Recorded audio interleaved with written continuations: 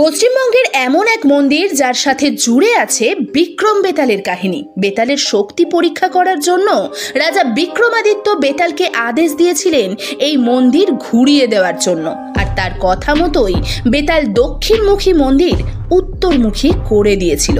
কোথায় সেই অলৌকিক মন্দির, চলুন আজ জানি। পশ্চিমবঙ্গের মেদিনীপুরের গড়বেতাতে রয়েছে মা সর্বমঙ্গলার এক অলৌকিক মন্দির। ঠিক কত পুরনো এই মন্দির তা আজও রহস্য।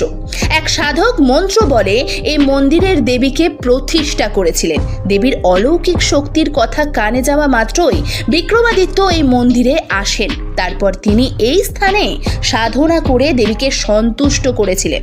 দেবী রাজাকে অলৌকিক ক্ষমতা দান করেছিলেন, যার ফলে তিনি তাল ও বেতালকে অনুগামী হিসেবে পেয়েছিলেন।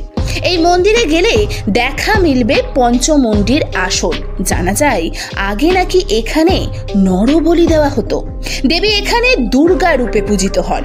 পঞ্চমী তিথিতে দেবীর অঙ্গরাগ করানো হয় মোম, পারদ, গালা ও সিঁদুর দিয়ে। আজকের এই তথ্য ভালো লাগলে একটি লাইক, চ্যানেলে নতুন এলে দয়া করে একটা সাবস্ক্রাইব। Thank you.